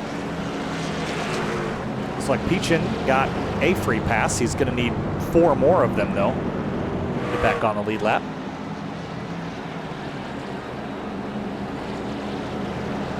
Jonathan Evans just couldn't tell if he went a lap down, so I don't think he would get the next one. He Not just what he needs. Just went a lap down, yeah, just now. He's on pit lane. That extra place in the playoffs, if he can't be top 20, that's big for guys like Daniel Day, Trey Eitz, and Lakatos, guys who came into tonight right on the cut line, or like, but not. I know Lakatos is having a great day. Eitson and Beckner are. Miller is not. Edward Shearer is suspended. Pacey Wygant, those guys. Those are guys who are going to be fighting for that last spot on points as it fluctuates near the end of his season with the 9's points position. How about a guy like Ricky Springer up to 9th? He's back in 23rd in the championship standings, but he gained 5 positions last time out. So if he could, actually 8 positions. So if he could just continue the trend, remember his first 3 results this season, 43rd, 16th, 27th. His prior 2 results at Dover and Sonoma, 8th and 6th, that he's looking for another top 10. So he's a guy that's carrying some momentum and has work to do, but that would be an upset to get him into the top 12 and really shift that cut line around. And JT Poole right behind him in points in the 20, right in front of him in 22nd in points. He's having another strong day in 7th, and he gained positions after not the best day at Sonoma. So he's another one to look at farther down in the points positioning that we'd probably be expecting him to be. He could make a run too. All right, 20 laps to go. It'll be 19 at the stripe. As we mentioned, we don't anticipate getting this all to the end, so you've got to make moves while you have the opportunity to with that green flag out. And it is again, Jake Matheson, another great launch. And we're going to be 3 wide into 1 back here. I gotta say, I'm stunned he took the top side. That let Jake Nichols get the run on backbeat. And he got a spin at the back, so it doesn't matter. And it's Jeremy Brown. That's what I mean, right? You've got to be aggressive because this is the situation we're going to get now. The drivers at the back trying to make up all their positions in one go, and that was just too many trucks trying to occupy the middle lane. Jake Nichols almost got the second. I'm sure he's so upset about the yellow. He was so close to moving up a row. Yeah, Brown just came up the track there while Moose was looking for the middle. And Jake Nichols, all that progress on the top side to get that position is probably not going to matter because now he'll restart 3rd. Matheson tried to fake some people onto pit lane. I don't see any advantage or any point in doing that. All for fun.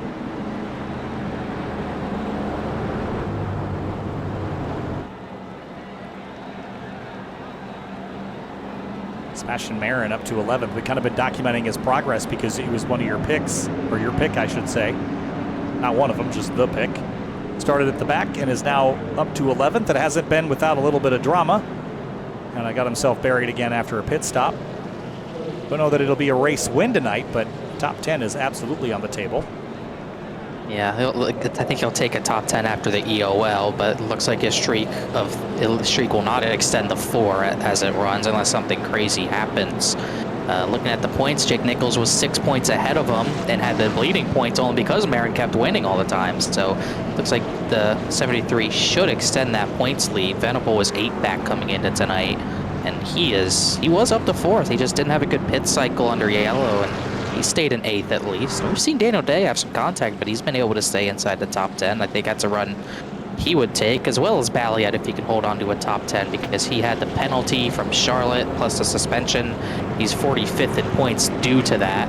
So, I mean, he's just going to take good runs to the end of this. Even with a win, probably not going to be in a position to get into the playoffs. So he's just trying to click off good runs and get good momentum. Don't do that, Travis. Bad example. Yeah, you put that phone away. Thank you. Yeah, on camera.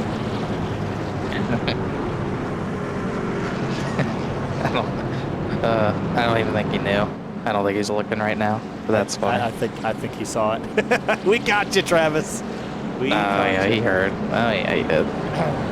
All right. I do the same thing though on iRacing. Not in real life. Don't do it in real life, or else you're stupid.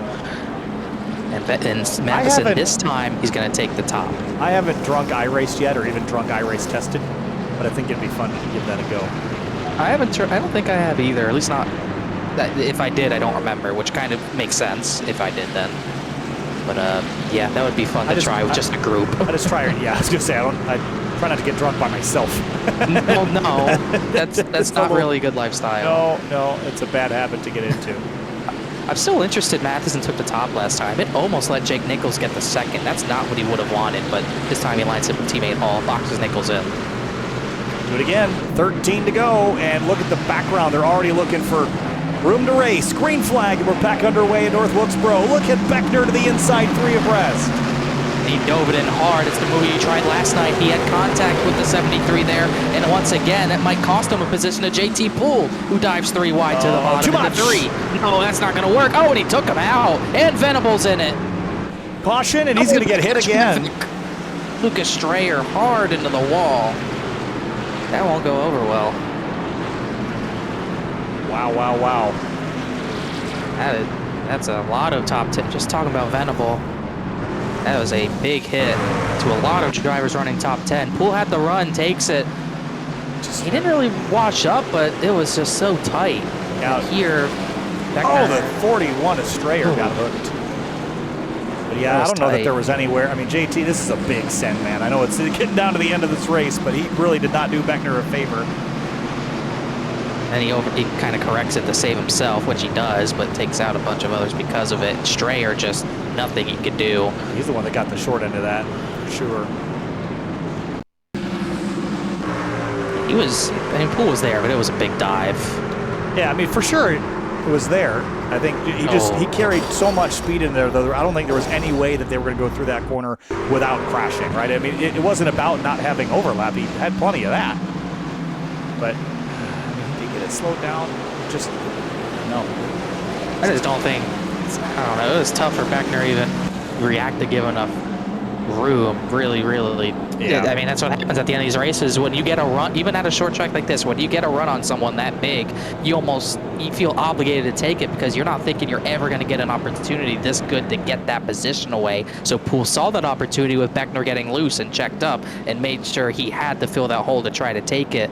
But obviously it ended up pretty sour. Well, probably get the points for that. Are they in the same Discord channel? The other thing to note is that no, they're not. If you go back to the restart, watch the 28 again. I mean, he takes the 73 3 wide. It kind of does the same thing to what Poole did at the other end of the racetrack. So maybe that, in Poole's mind, made that fair game.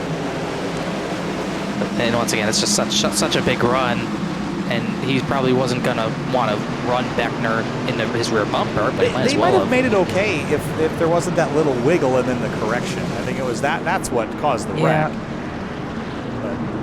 And if he doesn't correct it, he's spinning. It's the thing. So, all right. Well, we're after down. The contact, Poole was just doing what he had to do to save the cook truck.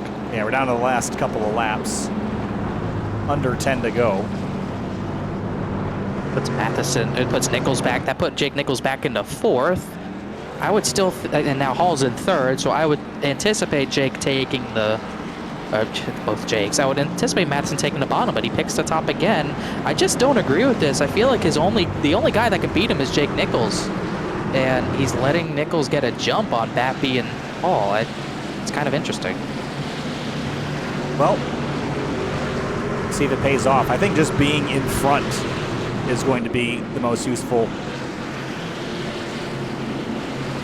place to be. I think positioning-wise, being row 2 might not be enough with how much chaos has been unfolding in the rearview mirrors. 7 laps to go here, and another good clean launch by Jake Matheson in the 52, and already Strayer's in the wall. But he keeps it tucked to the inside and will make it through at least 1 and 2 this time.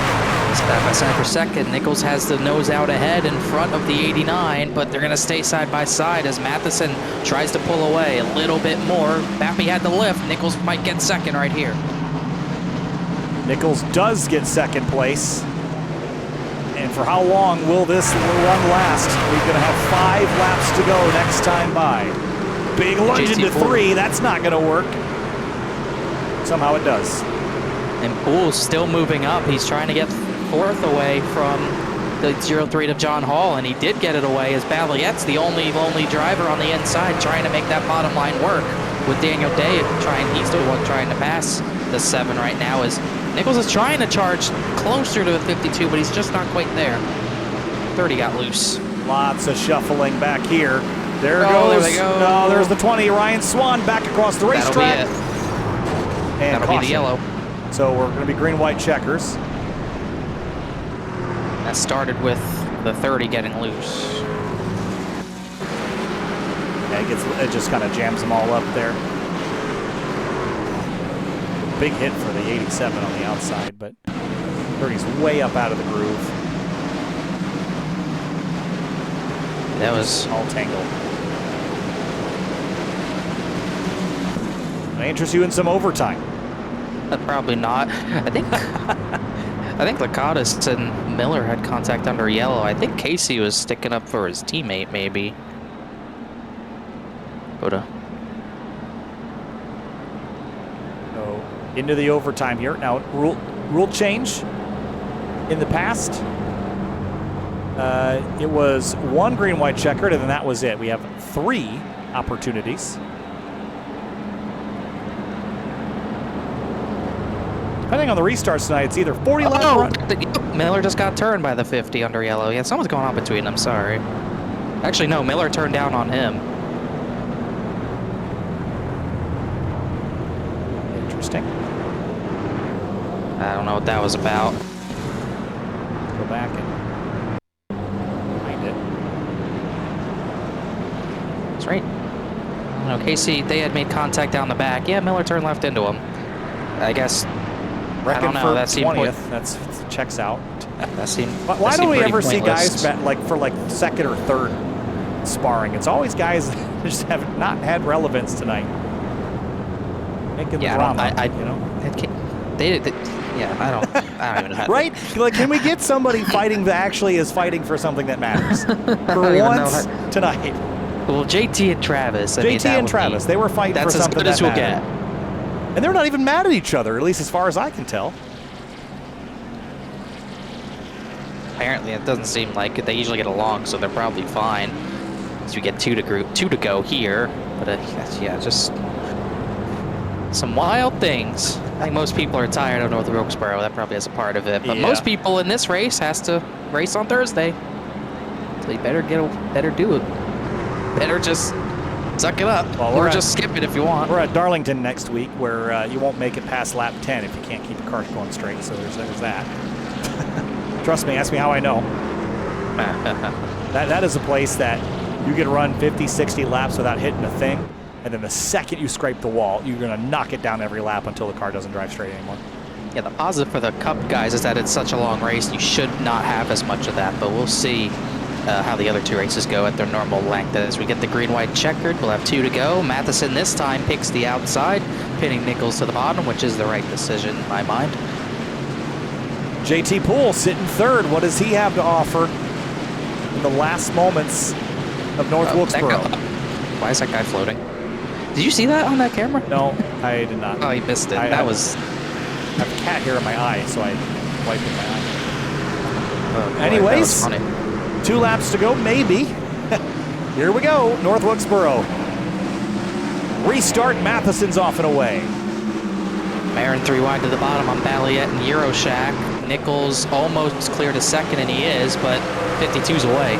Oh, crash, big crash. Mason Kane in front of the field. Slaughter. Oh, this is a number of trucks. Wineland, Waterworth. And we'll get at a 2nd attempt. All right, let's go back and see what caused this one. Let's see. Wow. I didn't know where to start. Start with the 81 and 31. 31. Here. 3 wide there. Oh. 81 was a little down the track, and then Wineland gets hit by Valadez, who snuck through there. Waterworth got spun, 81 into the wall, and that's how that went out. But it kind of seemed like the 81 was down the track a little, but he was just following Ricky Springer, so you can't really put that on him. Just Mason kind of came up a little too much, and a little bit echoed there. Little, but I think they might have hit anyways. Yeah, this is just two trucks trying to occupy the same space. I mean, because the 31's obviously trying to stay center track here because there's a gap ahead of him, but we'll bring out another yellow. We're going to go deep into overtime now. We'll have 173 in this out of 165 scheduled.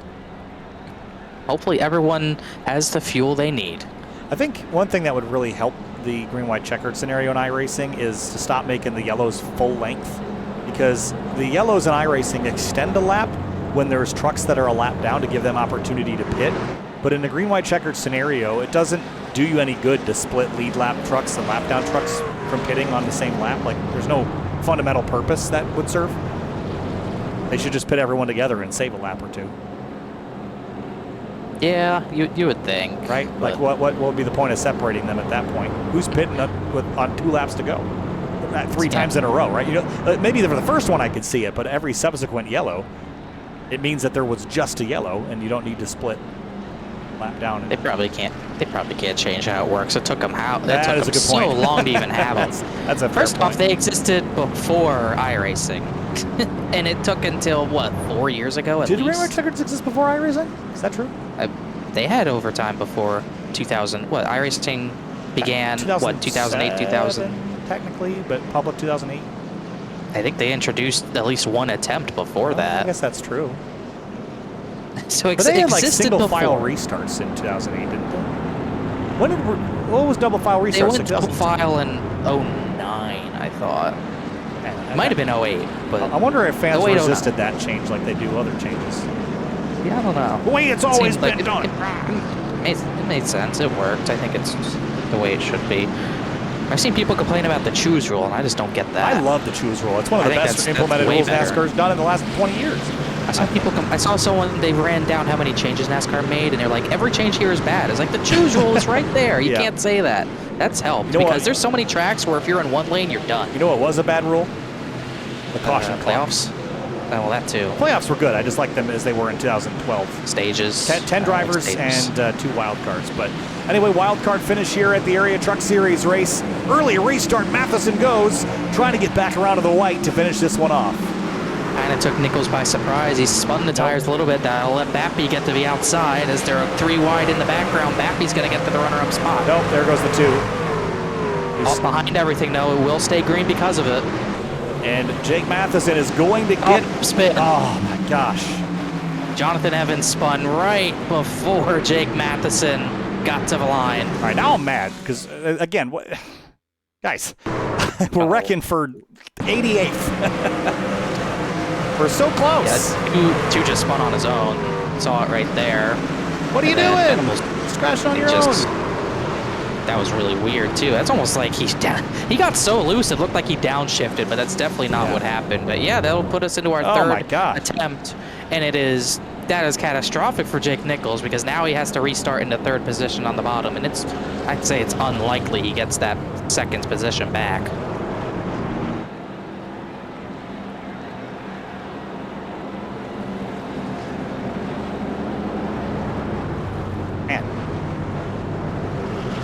Single trucks 31st wreck. I mean, I know Jonathan's having a tough night, but man, stop wrecking by yourself in 31st. It's embarrassing. At least get someone to take you out first. Bad for them too, because they're adding those penalty points on. We might see some drive-throughs at Darlington. Yeah, I think we need some drive-throughs at Darlington probably. We're gonna have a lot in Cup. Just don't want it to end under yellow, that's all, after all this, you know. Oh boy. Peachin got another lucky dog. He's actually going to be 1 down. But yeah, let's see. Looking at the top 5. Daniel Day's gotten to 5th. That is impressive. Daniel Day has gotten to P5 from where? 28th. And generally has kept the nose on that thing pretty clean. I think he's been kind of in and around a couple accidents, but I don't think it's caused any. Ricky Springer was caught up in the 2nd crash with pretty good damage. He's up to 10th. These restarts have not been good to John Hall. He was in 2nd not too long ago, but he's just been losing spots on these restarts. He's back to 6th. He's just getting caught in the wrong lane every single restart, apparently, to be falling back like that. Rafe Slate's up to 13th. Julian Valadez 11th would be a great result for the 57. He's pretty low in points himself. He's had a tough time, but he's actually 20th, so not as low as I thought. But still no top 10s on the season, so this would be a great result for him regardless. All right, we should get our 1 to green this time through. This race will, For the last time. be elapsing a distance of 181 laps out of 165. I wish we had the yellow. We might be close to that record, unfortunately. Record was 16. I'm cool with late race wrecking at a short track, but it's got to, not picking on Evans, but just in general, if you're wrecking for 31st on your own, man, get good, kid. Everybody collectively, not just Jonathan. But anyway, pace car's off. Green flag, 2 to go at North Wilkesboro. For real this time. That was a great restart for JT Poole. Oh, Valadez blinking. That might mess things up, but Poole got a great restart. He might get second. There goes the 8. He's out of control. Everybody stacks up. We're 3 wide into 3. I think they're going to make it. No, the 8's spinning. And we get it. No, we didn't. It doesn't matter. White's out. No crashing. Race is over. Venable is in it. JT Poole, I think, got second out of it. And Jake Matheson is going to come out of turn 4, and the 24 hours of the North Wilkesboro. He led more laps than the race was scheduled to be. That's not right. There's no way that's right. That's because I had to restart my timing software. But we'll see. Anyway, he led a lot of laps tonight. Well, if he did, that's impressive. Checkered flag, he gets it done. And let's go back and see what caused the. I saw the 8 checking up, and this is kind of what got us in this mess. Got loose there, 00. I tell you what, Wygen did a great job checking up for him there, because that could have been worse. And then he just went in. He didn't have the retires under him. They wrecked at the line too. I mean, the wrecking happened even further down. 07, or no, that's a 95, 83, 69. All those guys piling in for the fun of it, I suppose, as we have gotten through a second of 3 North Wilkesboro races. Gosh. Jake Matheson comes out of this one on top. People wonder why I look forward to road courses, Connor. Jake Matheson won that one in dominant fashion, didn't he? He sure did. I mean, he had some adversity there. Nichols got him, and I thought Jake Nichols was going to dominate this race, but a perfect restart. The first restart of the race ended up being the most important. I think that's what dictated the race. Matheson was able to stay on his outside, and he was able to get the lead, and he was kind of sailing from there. Here's a look at your top 10 in the race results, and of course, decent mix of Fords, Chevys, and Toyotas in this mixture here this evening. All a part of this 181 lap long race. Sebastian Marin, top 10 after starting from the rear. Decent points night. He will salvage. Travis Beckner ends up 20th behind Jeremy Miller, who had a really tough night but somehow rallied. Brad Slaughter in 11th. Let's look down the rest of the order. Jonathan Evans 29th. Gary Waterworth in 30th. My pick, Reese Schaefer 22nd. That I'll forget about as we look down the tail end of the runners and those that had a tough night tonight at the short track at North Wilkesboro. Third place tonight was Matthew Batby in the number 89. Comes home in P3, outlasts and survives here at North Wilkesboro. Matthew, take me through your race tonight, finishing P3. Yeah, stayed up front most of the night, which was fun. Had a few rough runs lately, so that was a good race. Yeah, it's just an annoying race going back and forth, but hey, we finished with a 0x and got a podium, so I'll take that any night. A 0x at North Wilkesboro after that. I think you get a trophy for that one, Matthew. Congratulations on that. And only running as low as 4th.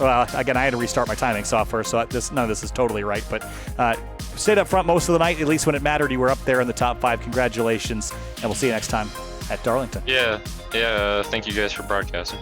Appreciate it. See ya.